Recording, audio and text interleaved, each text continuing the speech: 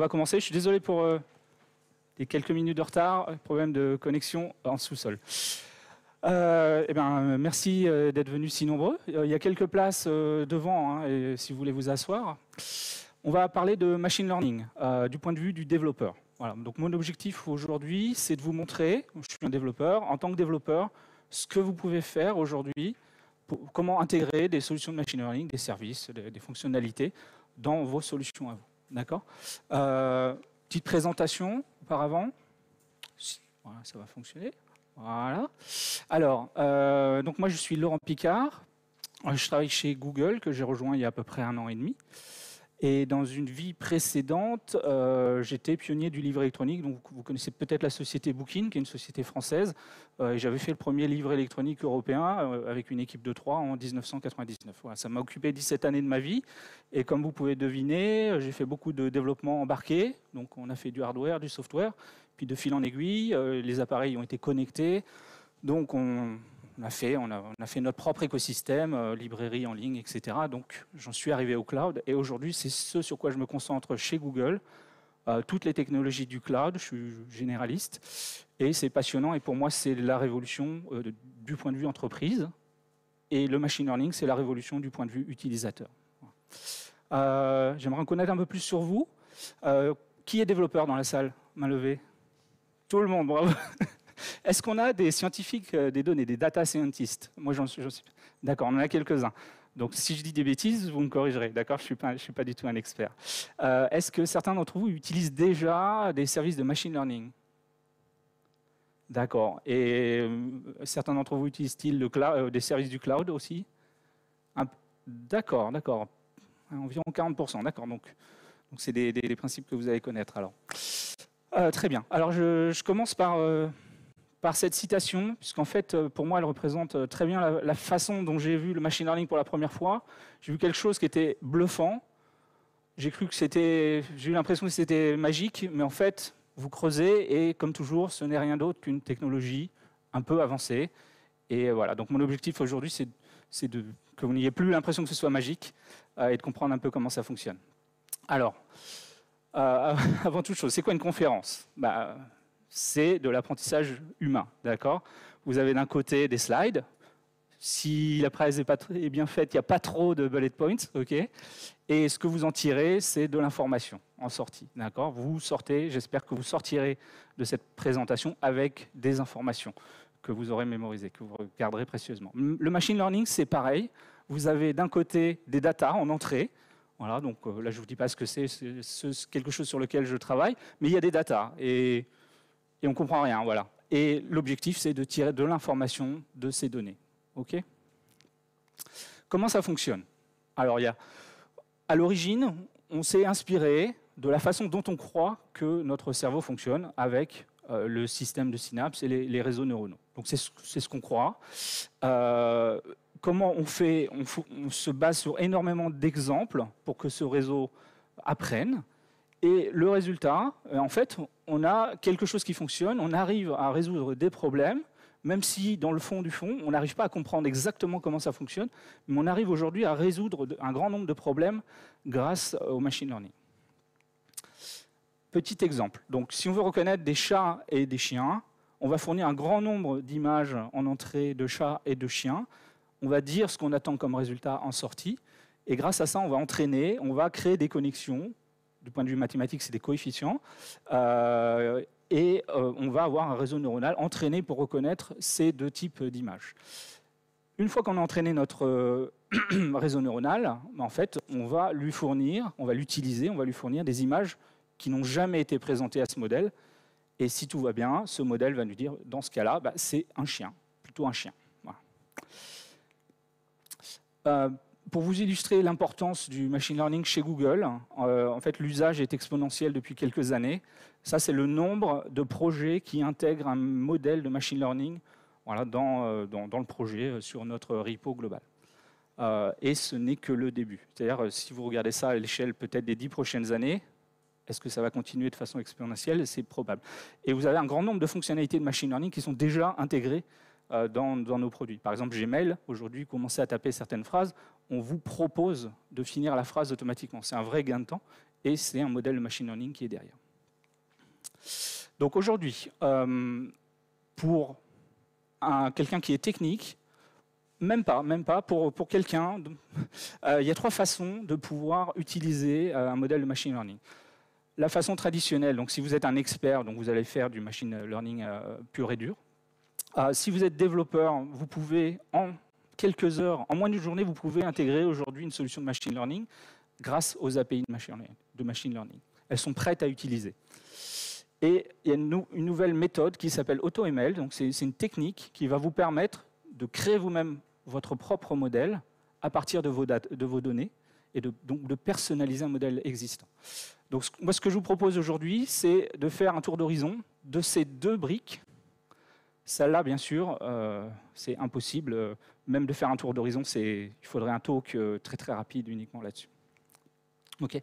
Donc, premièrement, les blocs, les petites briques à construire. Donc, c'est des Lego, en fait. Donc, vous pouvez considérer ces API de machine learning comme des petits Lego que vous pouvez assembler entre eux, mais bien sûr, assembler directement au sein de vos solutions. Donc, ce sont des modèles prêts à utiliser. Ils ont été entraînés avec des masses gigantesques de données. Et en entrée, vous pouvez imaginer tous les types de fichiers, tous les types de données que vous avez, du texte, des images, des vidéos, mais aussi de la voix. Et en sortie, vous allez obtenir soit de l'information, soit une transformation de ces données d'entrée pour obtenir des traductions ou de la voix. Voilà. Donc je vais vous montrer quelques exemples sur ces briques de base. Okay. Alors, première API, l'API Vision. Donc tout ça, c'est très générique. Vous retrouverez à peu près dans tous les clouds ou dans des sociétés personnalisées, vous retrouverez ces briques de base, plus ou moins complètes. Je crois qu'on a une offre très exhaustive. L'API Vision, c'est ma préférée. Pourquoi ? Quand j'étais en école d'ingénieur, j'étais dans une école très similaire à l'ENSERB, je faisais du traitement de l'image. Et dans ce traitement, donc c'était il y a à peu près 25 ans, dans ce traitement de l'image, on apprenait à détecter les contours. Donc je ne sais pas si vous faites toujours des filtres, si vous avez... D'ailleurs, je ne sais pas s'il y a des étudiants, je n'ai pas demandé. Il y a des étudiants dans... D'accord, minorité d'étudiants. Voilà. Donc on apprenait à détecter les contours des images en espérant reconnaître les objets dans cette image. Ça avait énormément de limites, puisque dès qu'on introduisait des nouvelles images auxquelles on n'avait pas pensé, ça ne marchait plus du tout. Voilà, donc le point de vue algorithmique avait énormément de limites. L'API Vision, c'est du machine learning. Ça a appris sur un grand nombre d'images et ça continue d'apprendre constamment. Et ça résout ce problème que moi, je n'avais pas réussi à résoudre avec mes collègues il y a 25 ans. Alors, vous allez pouvoir faire un grand nombre de choses sur des images. Vous allez pouvoir détecter des emplacements ou des monuments célèbres. Bon, j'habite à Paris, j'ai pris une image de Paris. Si je donne cette image-là à l'API Vision, ça me dit que c'est Paris. Donc, c'est une API. Donc, vous faites une requête web. Vous recevez un flux JSON en retour avec toutes les informations pertinentes. Donc là, ça me dit que c'est Paris. Ça me donne un ID, vous voyez le MID. Donc c'est un identifiant unique qui va me permettre de savoir qu'on parle de Paris, quel que soit le type de média que j'utilise. Ça me donne un score, donc bon, pas très élevé. Ça me donne la localisation dans l'image et ça me donne la position GPS du lieu qu'il pense avoir détecté, que le modèle pense avoir détecté. Bon, c'est vrai. N'importe qui ici sait que c'est Paris, ça prend un dixième de seconde. Bon, il n'y a pas de révolution. J'ai pris une autre photo avec une autre tour Eiffel. Cette fois-ci, de la même façon, on voit qu'il y a quelque chose qui cloche, c'est pas Paris. Il y a une tour Eiffel, mais c'est pas Paris. Je pense que, un quart de seconde, personne ne se fait bluffer. L'API non plus ne se fait pas bluffer ici. Elle me dit que c'est le Paris Hotel et Casino qui est à Las Vegas. Donc ils ont reproduit là-bas, ils ont mis une tour Eiffel, ils ont reproduit, il y a des noms de rues françaises avec des fautes d'orthographe, mais c'est pas grave. Ils ont reproduit un petit Paris, c'est assez sympa. Et l'API, c'est ce qu'elle me dit. Elle me dit même d'où vient l'image et où il y a des images similaires à celle-ci. OK. Alors j'ai essayé de pousser un peu les limites et j'ai pris une autre image similaire à celle-là de cette tour Eiffel, sauf que là, j'ai manipulé cette image. Donc je l'ai inversée, je l'ai légèrement inclinée, j'ai bien sûr zoomé et j'ai extrait la partie qui m'intéressait. Mon objectif, c'était de dire, si je présente ça à un Parisien, en moins de 2 secondes, il va me dire oui, c'est la Tour Eiffel de Paris. Mais non, c'est celle de Las Vegas. Eh bien, l'API Vision, elle met toujours le même temps à donner une réponse. Et là, elle ne se trompe pas non plus. Donc, si on réfléchit un petit peu, probablement, là où nous on se fait avoir et l'API ne se fait pas avoir, c'est qu'il n'y a rien du tout en dessous de notre Tour Eiffel parisienne. Et là, il y a quelque chose en dessous. Donc, c'est ça qui cloche dans l'image. Et nous, je pense la grande majorité, on se ferait bluffer sur cette image. Et là, c'est le moyen d'avoir le bon résultat. Voilà, donc détection, soit de monuments ou d'emplacements célèbres. Ensuite, vous allez pouvoir savoir ce qu'il y a dans l'image a priori, voilà, avec des labels. Donc, tout le reste des exemples, ça va être des illustrations sur le thème de Tolkien, puisque c'était un de mes auteurs favoris quand j'étais adolescent. Donc ça, c'est une image de Nouvelle-Zélande, sur là où le film Le Seigneur des Anneaux a été tourné. Donc ça nous dit, ok, ça parle de nature, il y a un arbre, des plantes, c'est une photo. Il y a du ciel et de l'herbe. OK, tout ça est correct et vous avez les indices de confiance à chaque fois. Et ça nous dit aussi, regardez, ici, il y a un bloc de texte. Donc vous voyez la police, ce n'est pas de l'elfique, je ne sais pas quelle est la police, c'est, on va dire, style Seigneur des Anneaux. Il y a des petits accents sur les voyelles. En haut de chaque voyelle, il y a un petit accent. Et donc là j'ai réussi à le mettre en défaut. Voilà, except on parties. Il manque un espace entre except et on. Il me dit quand même qu'il arrive à reconnaître, il pense que c'est de l'anglais, mais il essaie de le retranscrire comme il peut, avec les accents, bien sûr, ces mots n'existant pas exactement en anglais. Ça marcherait en français aussi, hein, bien sûr. Ensuite, si dans la photo, il y a un visage, ça va être capable de me dire, voici la liste des visages qui sont dans cette photo, avec leur emplacement, les différentes caractéristiques, l'emplacement des yeux, du nez, de la bouche, etc. Et c'est capable aussi de reconnaître des émotions. Donc là, ça me dit que ce visage est plutôt en colère, et c'est vrai que Gollum est tout le temps en colère, on va dire. Ok, donc voilà typiquement ce que vous avez comme réponse, avec les probabilités d'être joyeux, d'être triste, d'être en colère, d'être surpris, et des caractéristiques sur la photo aussi. Ensuite, vous allez, exactement comme ça peut reconnaître des emplacements célèbres, ça peut reconnaître des entités, que ce soit des personnes ou des choses bien connues, référencées sur Internet. Donc là, cette fois-ci, j'ai pris une photo très rare, je ne l'avais jamais vue, de Tolkien. Elle est issue d'un magazine espagnol, et elle existe sur le web sous une autre forme. Et donc là, ça a été capable de me dire que dans cette photo, il y a Tolkien, et avec des indices moindres, ça parle de Lord of the Rings.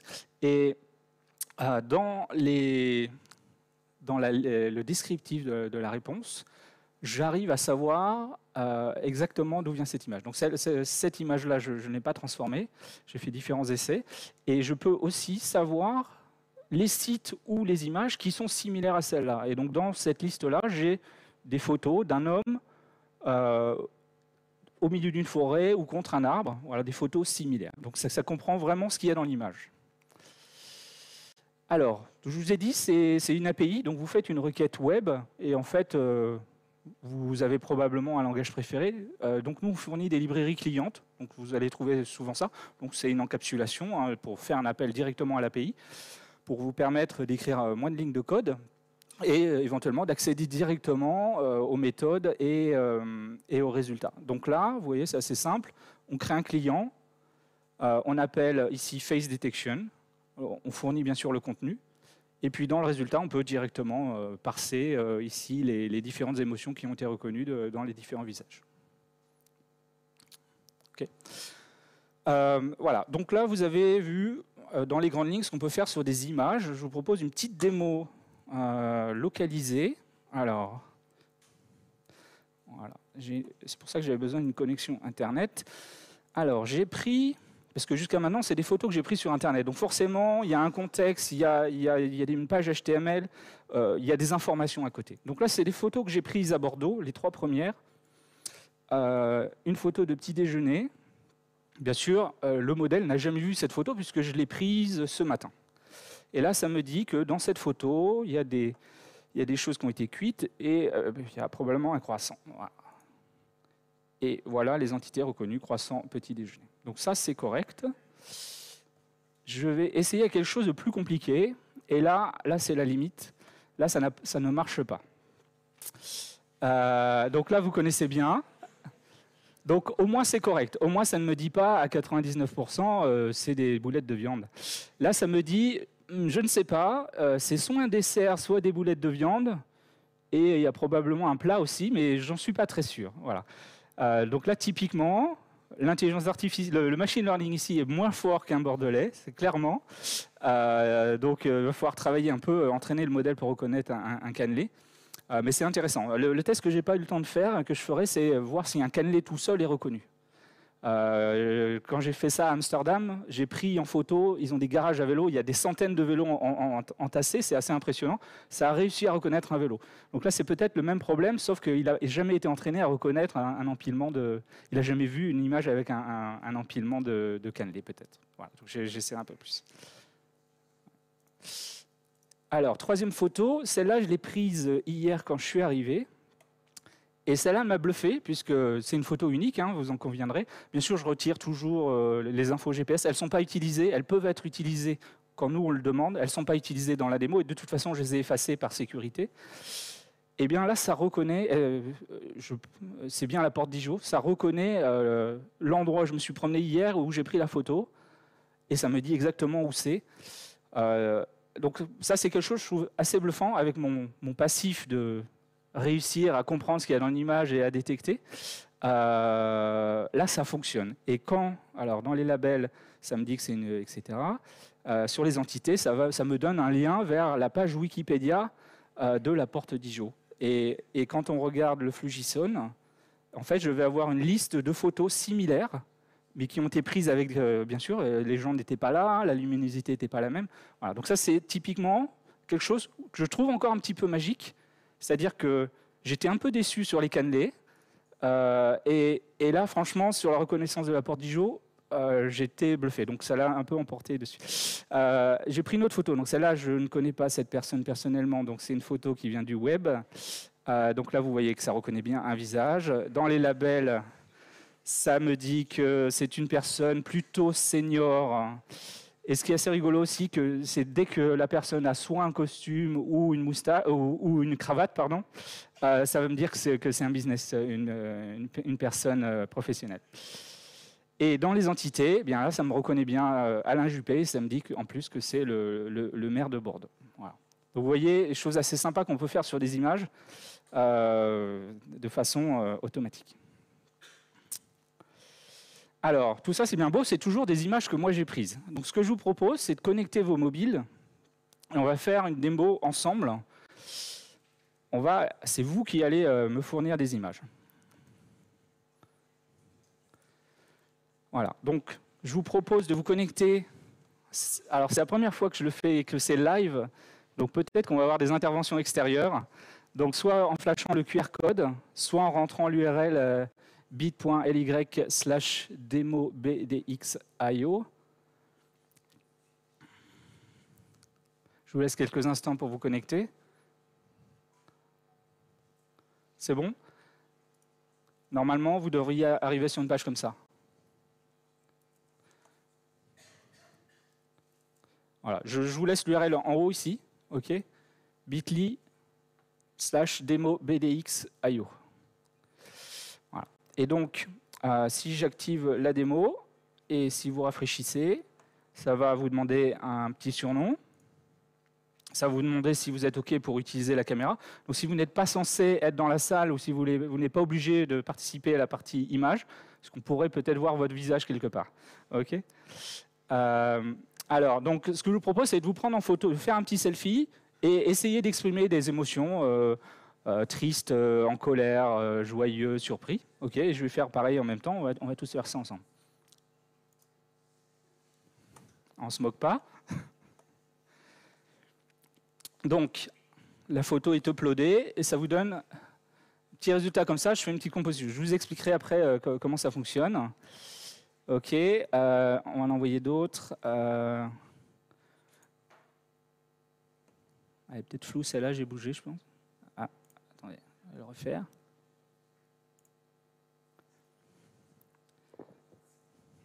OK. Et puis une petite dernière quand même pour bien finir.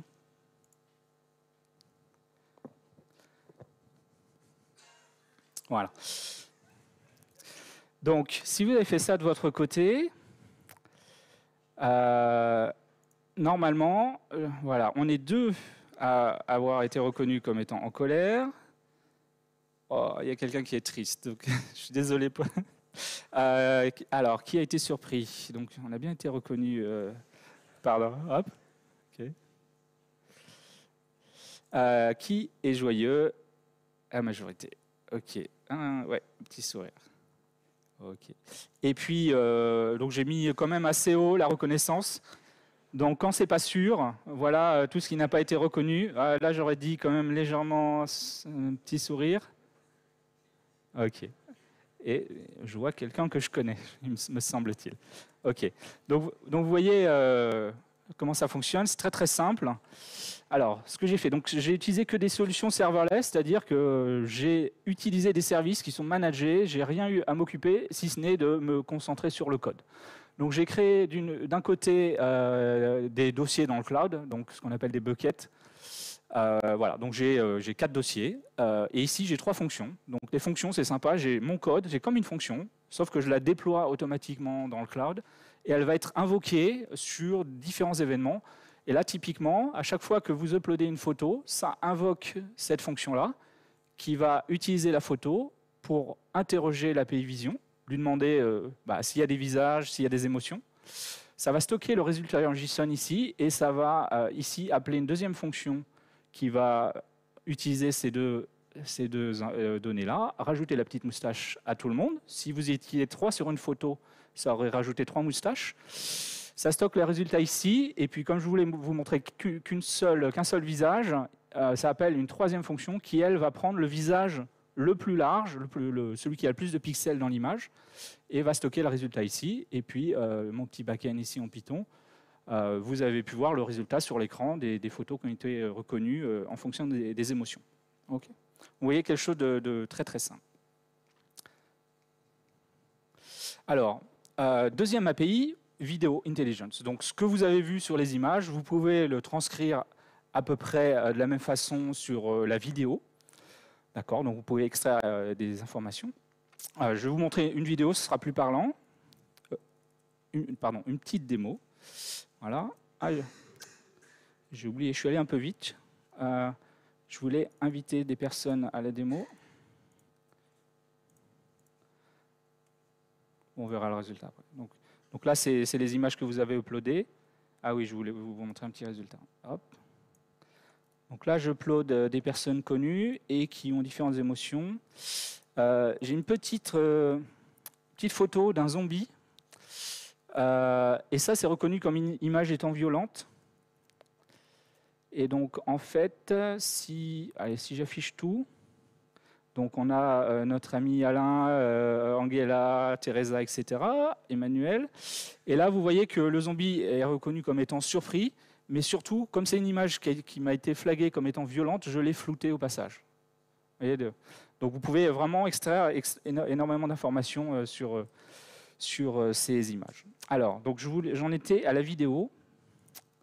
Voilà. Donc là, ça, c'est une vidéo qui est passée par l'API. Et voici les labels qui ont été extraits. Donc, qu'est-ce qu'on peut voir? Une galaxie en spirale.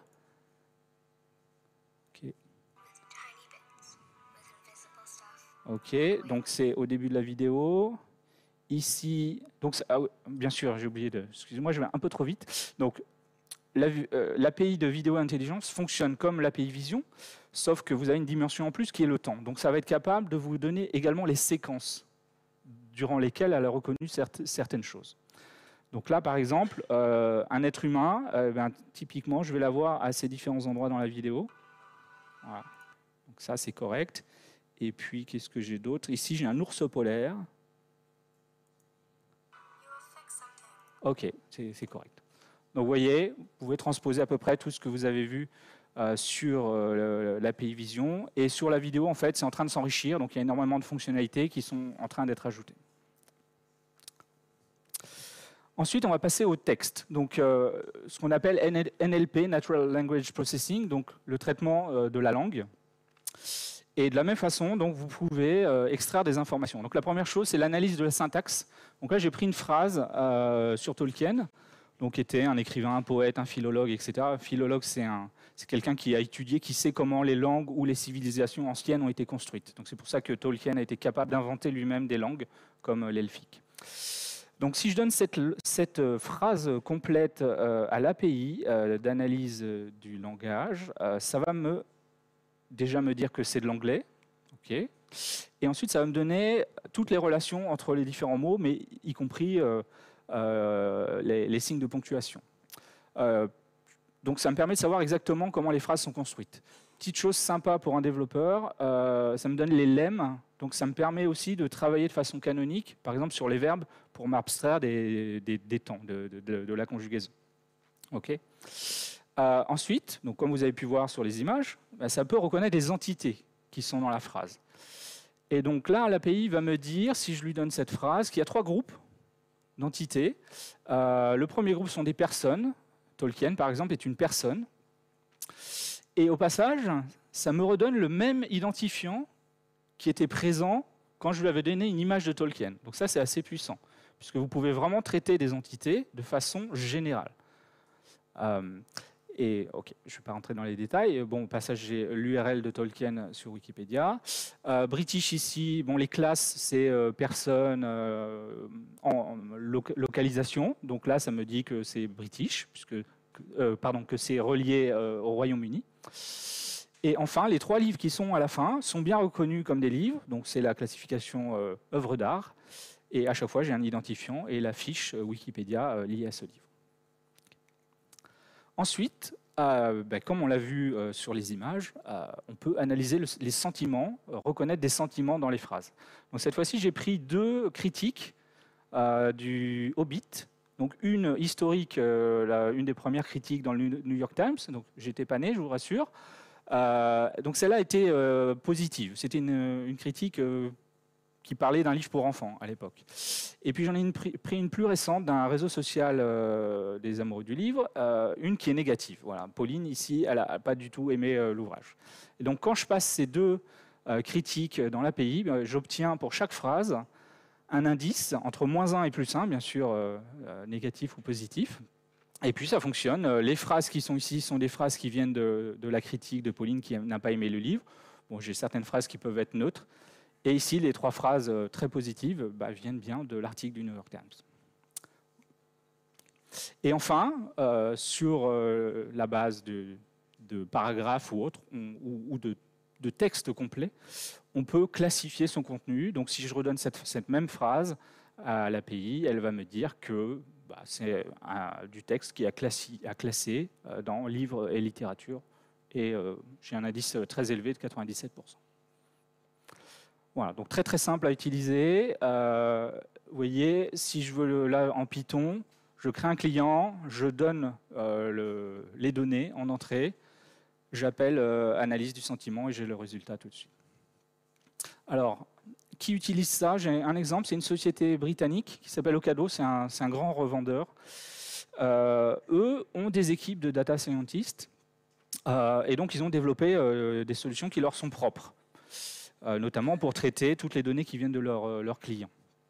Et ils se sont rendus compte qu'en utilisant cette API, en fait, ils pouvaient bien mieux et de façon encore plus simple comprendre ce qui vient de leurs clients. Donc, un exemple, ces sociétés-là reçoivent tous les jours des milliers d'emails qui viennent de leurs clients. Des gens qui leur font des commentaires, des gens qui leur envoient des choses positives, et puis des gens qui se plaignent. Et donc, grâce à cette API, ils sont capables de repérer les emails qui sont négatifs et de les traiter en priorité. Si ça vous intéresse, faites une recherche. Je vous ai donné un petit lien, mais faites une recherche au Ocado puisqu'ils communiquent sur la façon dont ils ont amélioré leur service client. Sans avoir plus de personnes, en fait, ils sont plus efficaces et ils arrivent aussi à traiter les choses plus rapidement. Voilà. Donc, tout en restant dans le texte, l'API de traduction, donc celle-là, je vais aller assez vite puisque je pense, sans me tromper, que vous l'avez tous utilisé au moins une fois, c'est Google Translate. vous avez en entrée et en sortie plus de 100 langues différentes, donc ça fait vraiment des milliers de combinaisons différentes. Alors moi, je pense que vous l'avez vécu aussi, il y a environ 3 ans, je dirais, j'utilisais Google Translate. J'étais pas chez Google, hein, donc j'utilisais Google Translate pour différents besoins, et je me suis rendu compte du jour au lendemain que j'avais des meilleurs résultats sur la traduction du français ou de l'anglais ou d'autres langues. Et j'ai eu l'explication depuis que je travaille chez Google, c'est qu'en fait, historiquement, Google Translate utilisait un modèle essentiellement statistique, et ils sont passés à un modèle de machine learning, et c'est ça que moi j'ai vu de l'extérieur comme étant un gain qualitatif énorme. Voilà. Donc les traductions ne sont toujours pas parfaites, mais elles sont bien meilleures que par le passé. Et puis au passage, quand vous utilisez le service et que vous dites cette traduction n'est pas bonne, ou voire même vous en proposez une meilleure, vous êtes en train d'améliorer le modèle qui apprend grâce à nous, voilà, et donc qui converge vers des traductions toujours meilleures. Cette fois-ci, sur l'exemple en Python, j'ai plus de lignes de commentaires que de lignes pour l'utiliser. Il suffit de créer un client et d'appeler la fonction translate. Okay. Un petit exemple, Airbnb utilise ça. Ils ont 60% de leurs utilisateurs qui ne parlent pas la même langue à travers le monde. Donc forcément, ça limite les interactions. Si vous voyez une annonce que vous ne comprenez pas, vous ne pouvez pas a priori, vous n'allez pas y aller. Et donc, virtuellement, ils traduisent tout ce qu'ils peuvent grâce à cette API. Et grâce à ça, ils ont beaucoup plus d'utilisateurs qui peuvent utiliser le service. Donc, je vous propose une petite démo. Donc, c'est la suite. C'est la suite de ce que vous avez fait auparavant. Donc, vous pouvez reprendre votre téléphone ou votre laptop. Et la seule chose que j'ai faite, c'est que j'ai intégré cette fois-ci les deux petites briques dans mon back-end. Donc, vous allez pouvoir m'envoyer des petits messages dans la langue de votre choix. Si jamais ces messages ne sont pas en français, je vais tout traduire en français. On est en majorité français, donc on va utiliser cette langue de façon canonique. Et puis, une fois que j'ai tout en français, je vais passer une analyse sur le texte. Et on va voir si vous avez des choses à me dire et si vous êtes plutôt content ou pas. Alors, hop.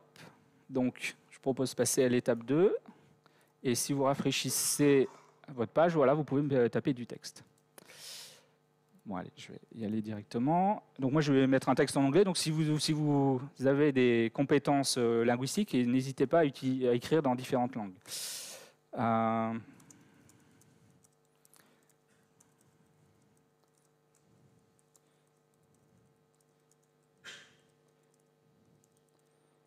OK, petit message.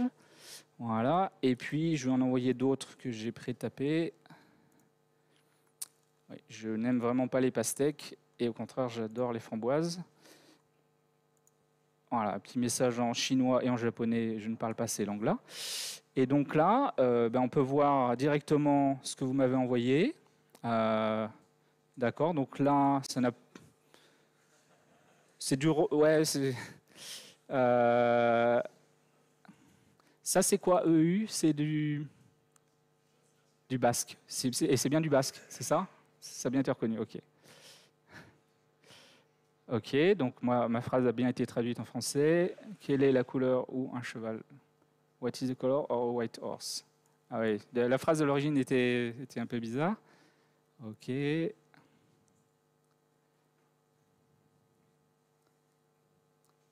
Ok, donc au passage, en japonais, c'était « j'ai mangé une pieuvre ». Ah, ok. Ça, je n'avais pas envoyé.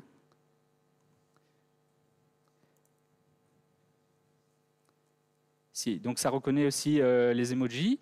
Donc voyons voir les entités qui ont été reconnues. Donc moi, j'ai parlé de Bordeaux. Quelqu'un a parlé d'Alain Juppé. Je ne me rappelle pas dans les phrases d'avoir vu. La langue française. Donc on va parler de pastèques, de framboises, de présentation. 2 personnes ont parlé de la présentation d'aujourd'hui. Et puis voilà, bon, c'est un peu brut. Et voyons voir les sentiments que vous avez exprimés.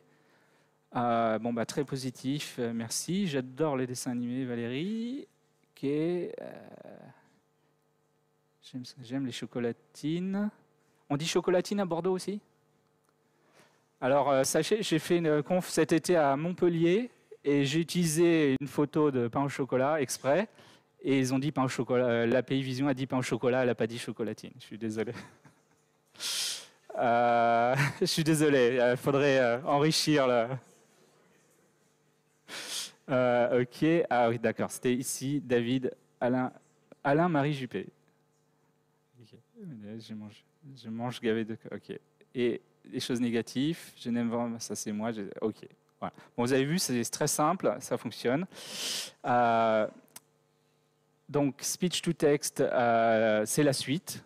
Donc, cette fois-ci, vous allez parler et vous allez obtenir la transcription de votre voix en texte. C'est robuste au bruit. C'est grâce à ça qu'on a des assistants aujourd'hui sur votre téléphone ou à la maison, type Alexa, Google Home, etc.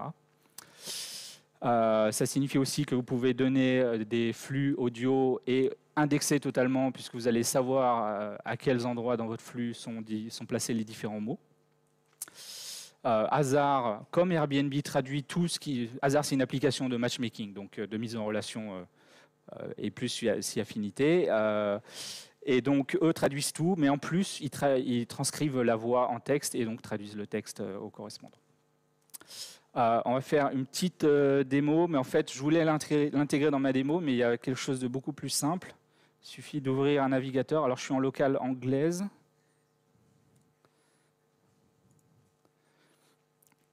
Ah oui, je vais utiliser mon micro. What is the temperature in Paris? Ok, 10 degrés. Je vais essayer. What is the temperature in Bordeaux? It's 14 degrees in Bordeaux right now. Bon, vous avez gagné, il fait plus chaud ici qu'à Paris. Donc vous voyez, quelque chose... Alors ce qui est assez sympa, c'est que c'est temps réel. Donc ça me donne en temps réel ce que ça croit comprendre. Et puis bien sûr, quand c'est terminé, le traitement a été complet, j'ai la phrase, là ça a bien fonctionné, j'ai fait la même chose en Pologne, je n'ai pas réussi à prononcer le nom de la ville, donc ça ne marchait pas, mais c'était de ma faute. Ok. Voilà, donc vous voyez, très simple sur le texte, donc text to speech, et puis, pardon, speech to text, et la dernière API, text to speech, donc l'inverse, donc ça, vous donnez du texte et vous entendez ce texte prononcé. Donc ça, c'est quelque chose sur lequel moi j'avais travaillé en 99 sur le premier livre électronique. C'est moi qui l'avais implémenté, j'en étais très très fier.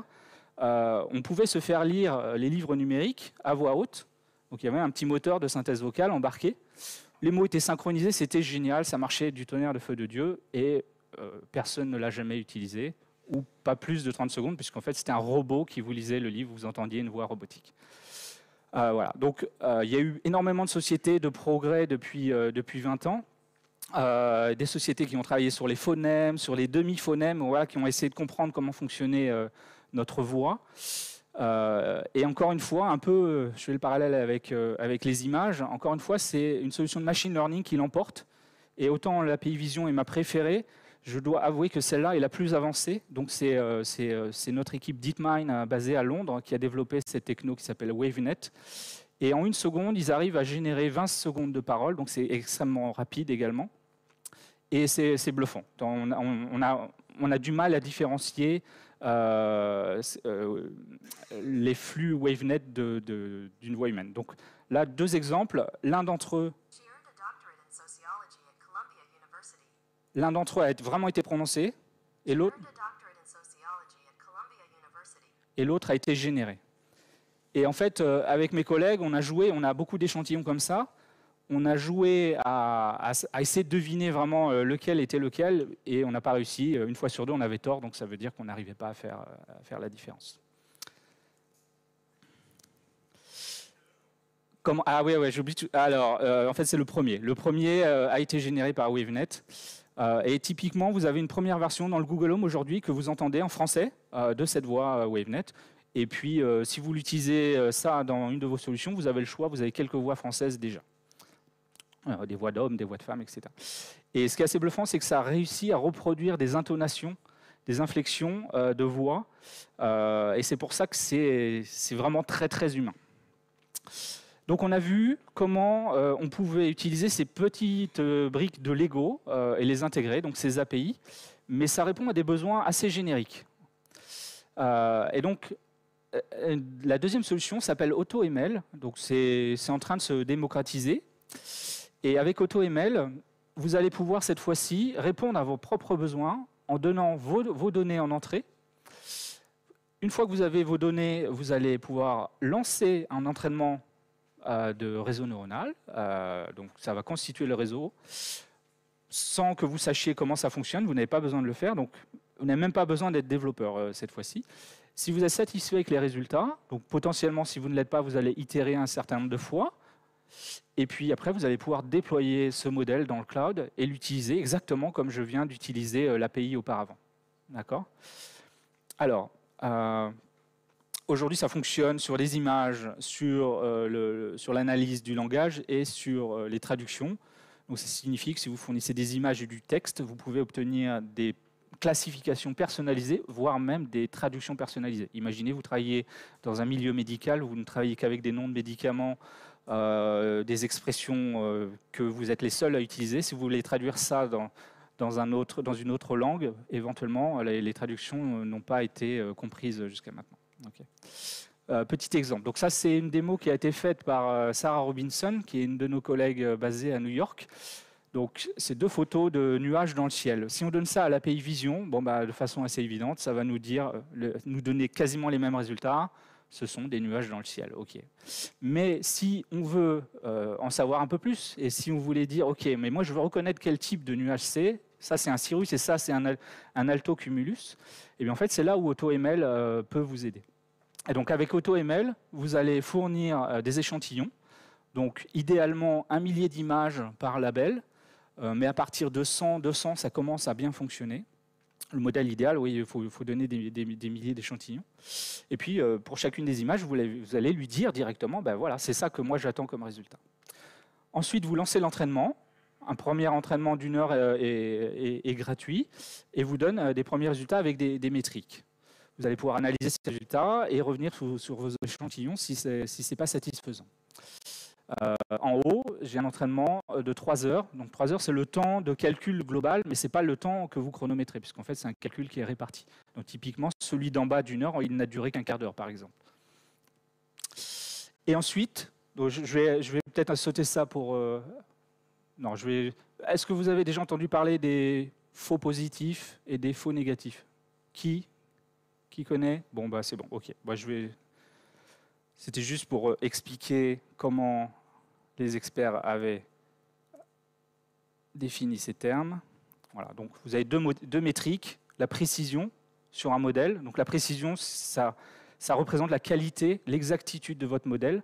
Donc vous voulez avoir les résultats les meilleurs possibles et vous ne voulez pas avoir de faux positifs, vous ne voulez pas avoir d'erreur en fait. Et à l'inverse, le recall, qui est une autre métrique, ça représente la quantité de résultats que vous allez obtenir.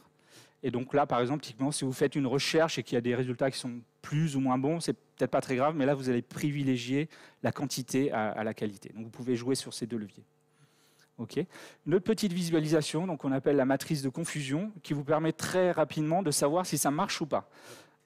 Donc là, typiquement, on sait que les cumulonimbus sont très très bien reconnus, mais qu'on est très mauvais sur les altostratus, qui sont reconnus 1 fois sur 2 et qui sont détectés sous forme d'autre chose le reste du temps. Voilà, donc là, typiquement, il faut qu'on retravaille sur les altostratus, soit fournir de la meilleure qualité, c'est-à-dire des images plus différentes, soit fournir plus d'images, parce qu'il n'y en a pas assez. Et donc moi, j'ai testé ce modèle. Ça, c'est une photo qui vient de Cracovie. Et ça me dit bien, donc c'est une photo à moi qui est unique et qui n'a jamais été vue ni utilisée. Et là, ça me dit bien que c'est un cumulus qui est dans l'image. Okay. Si on soulève le capot, 3 techniques. Vous recroiserez peut-être les termes. Transfer learning. Donc le transfer learning, c'est réutiliser ces modèles existants et les personnaliser en rajoutant des couches de réseau dans le réseau neuronal. Donc on personnalise et on arrive à préciser le modèle en fait. Donc c'est une technique qui est connue des experts. Là, une technique qui est peut-être propre à Google pour l'instant. On a développé un modèle, donc c'est du machine learning pour du machine learning. On a développé un modèle qui va réussir à trouver la meilleure architecture pour le modèle dans le cas précis avec ces nouveaux échantillons. Donc ça, c'est quelque chose qui est extrêmement gourmand en ressources, mais qu'on peut utiliser aujourd'hui puisqu'on a développé du hardware dédié. Si vous avez entendu parler des TPU, des Tensor Processing Unit, voilà, on a des petits chips. enfin, ceux-là sont gros, les TPU, mais on en a des petits qui vont arriver dans les téléphones, qui vous permettent automatiquement d'entraîner des modèles ou de faire de la prédiction une fois que vous avez le modèle embarqué. Il y a un papier, si ça vous intéresse, sur le lien NAS Paper. Et enfin, l'optimisation des hyperparamètres. Donc, on a développé un algorithme qui automatiquement va optimiser ces paramètres. Les hyperparamètres, ce sont des paramètres, donc des petits leviers qu'on a sur le modèle, mais qui ne peuvent pas être appris lors de l'entraînement. Ce sont des paramètres fixes, on va dire. Jusqu'à maintenant, les experts étaient en train de jouer avec ces petits leviers pour que le modèle trouve des résultats de meilleure qualité ou plus rapidement. Eh bien, en fait, aujourd'hui, grâce à ces algos, on arrive à faire mieux que la machine fait mieux que nous. Voilà, on arrive à obtenir des meilleurs résultats, une meilleure optimisation de ces paramètres. Dans les exemples, ces sociétés utilisent déjà l'API Custom Vision. Il y en a une que j'ai rencontré, le Presta qui a fait le développement pour eux, ZSL, donc c'est Zoological Society of London. J'y étais il y a 3-4 semaines à Londres. Je les ai rencontrés. Ce qui se passe, c'est que c'est une organisation à but non lucratif qui a pour objectif de préserver la diversité animale. Donc ils placent des caméras dans des forêts à travers le monde. Ces caméras prennent des photos, donc elles détectent le mouvement ou la chaleur. Elles prennent des photos pendant 6 mois. Et jusqu'à maintenant, ZSL avait 6 mois de traitement supplémentaire pour mettre un label sur chacune de ces photos pour savoir si ce n'était pas un singe, mais c'était tel type de chimpanzé, etc. Donc eux, ils ont fait ça manuellement pendant des années. Et aujourd'hui, quand ils récupèrent ces photos, ils passent de 6 mois à 2-3 semaines, puisqu'en fait, ils ont un modèle personnalisé où ils arrivent à détecter automatiquement les différentes espèces d'animaux dans leurs photos. Voilà, donc vous voyez un usage concret et qui est très utile puisqu'il leur fait gagner énormément de temps. Si vous voulez faire plus de machine learning, bien sûr, vous avez TensorFlow, vous avez plein de frameworks machine learning. Donc TensorFlow, c'est notre librairie open source qui est sur GitHub, qui va vous permettre de créer. Donc là, si vous voulez devenir data scientist, vous allez pouvoir faire ça sur votre laptop. Ça va potentiellement, quand vous allez vouloir passer en production avec beaucoup de données, ça peut prendre des semaines, des jours, des semaines. Vous allez plutôt le déployer dans le cloud pour passer de semaine à jour ou à heure. Et puis après, votre modèle, encore une fois, pourra être utilisé directement. TensorFlow, c'est le repo machine learning qui est le plus populaire sur GitHub et de loin. Vous en avez d'autres, vous avez PyTorch et Keras. Ok. Je vous donne une petite liste de pointeurs. Je publierai les slides si vous me suivez sur Twitter. Voilà. Vous pouvez utiliser les API directement dans votre navigateur pour tester, comme je l'ai fait tout à l'heure, des photos, les vidéos peut-être pas, mais les photos, tester votre voix, etc. Et puis les autres pointeurs pour le reste. Voilà. Donc c'est le temps de. N'hésitez pas à m'envoyer du feedback ou à me suivre sur Twitter. Je reste dans le coin si vous avez des questions. Voilà, donc j'espère que vous avez eu un bon tour d'horizon, vous avez pris des choses et surtout j'espère que ça vous a donné des idées. Merci beaucoup pour m'avoir eu et je crois que c'est l'heure du déjeuner. Bon déjeuner.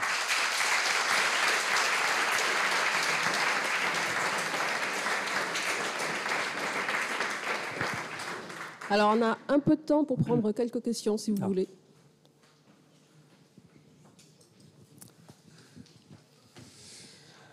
Je voulais savoir s'il y avait actuellement la possibilité de décrire ce qui se passait sur une image, notamment par exemple s'il y a un chien, pouvoir dire s'il est en train de jouer, en train de dormir, etc. Voire même de manière un peu plus poussée, décrire une scène.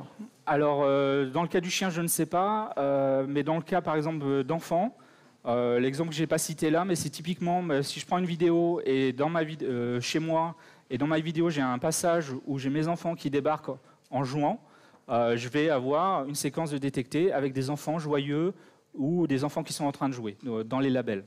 Voilà, donc ça fonctionne. Sur les chiens, je ne sais pas si on est capable de détecter si un chien joue, peut-être déjà, ou ça sera le cas à l'avenir. Oui, l'idée, ce serait d'obtenir un verbe en fait, dans la liste des mots. En fait. Ouais. En plus des... Donc ça, vous l'avez avec les labels en général.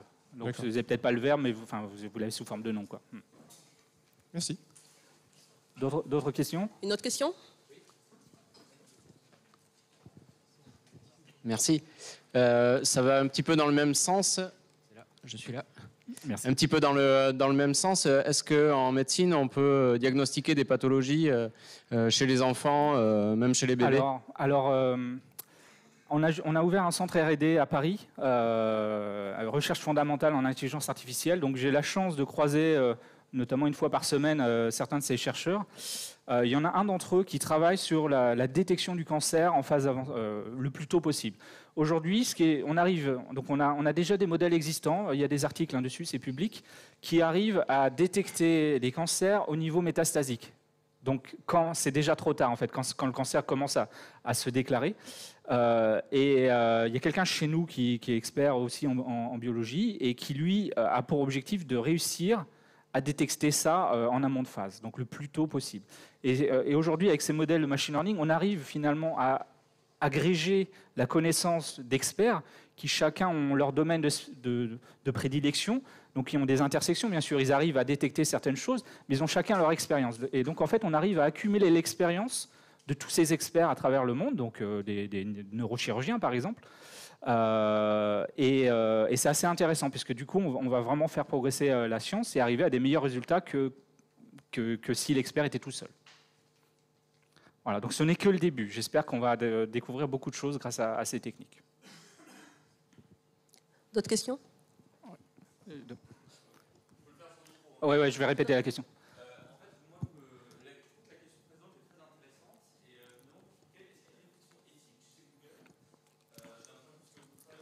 Alors, réflexion éthique, ouais, tout à fait. Il n'y a pas que ça, il y a des choses beaucoup plus effrayantes que ça, notamment dans le domaine militaire. C'est un sujet on a commencé à communiquer dessus il y a 2-3 mois. Nous-mêmes, en interne, moi, je vais donner l'exemple, on a une techno qui s'appelle Duplex, qui a été présentée à I.O. il y a 6 mois. Et Duplex, donc, vous êtes capable de dire à votre assistant, prends-moi un rendez-vous dans 2 jours, on sera 5, pas avant 19h30.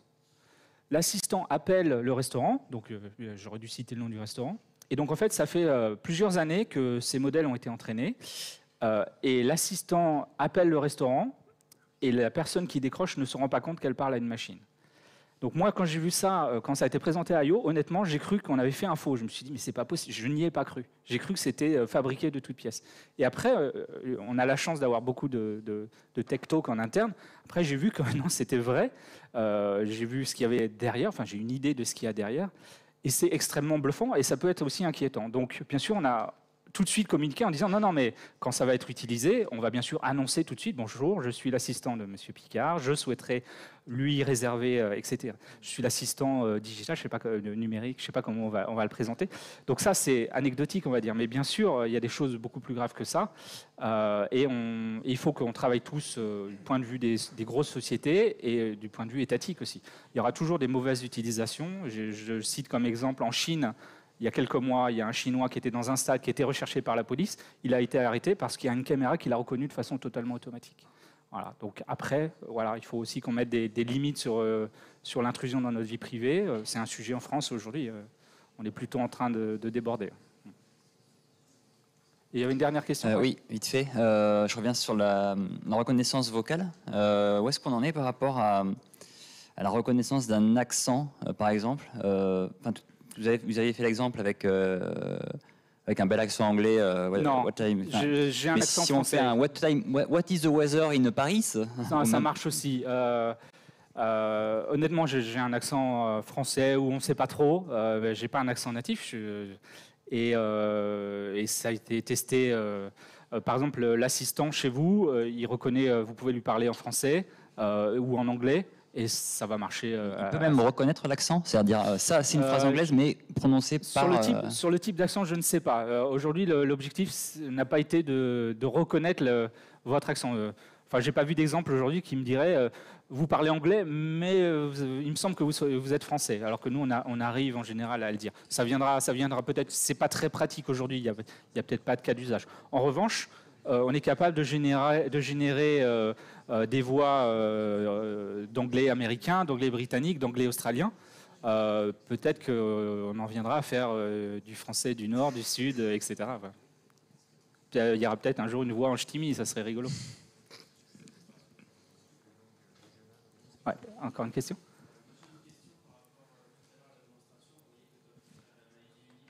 Ouais. Non. Alors oui, vous êtes fiché. Non, donc la question c'est sur l'ID unique qu'on voit dans les API. En fait, donc, vous savez, la spécificité de Google, c'est depuis 20 ans de parcourir le web pour faire une cartographie des connaissances de toutes nos données sur le web. Et donc, il y a une équipe chez Google qui a développé un knowledge graph, donc une base de connaissances. Ça a été obligé pour réussir à comprendre ce qu'il y avait dans différentes pages web qui n'avaient rien à voir. Et donc, typiquement, ces ID-là, ce sont des ID Tolkien et identifiés chez Google parce que c'est quelqu'un de célèbre qu'on trouve sur le web. Il est identifié de cette façon-là, de façon unique. Et c'est pour ça que les API ont réutilisé cet identifiant. C'est tellement pratique pour un développeur. Donc, si vous avez une fiche Wikipédia, oui, il est probable que vous ayez un ID. Et si je rentre votre nom, probablement votre ID va sortir. Je n'ai pas testé d'ailleurs avec moi. Je pense pas avoir d'ID pour l'instant. J'espère que j'en aurai un jour. Okay. Bon, merci beaucoup à merci Laurent. Merci à vous. Et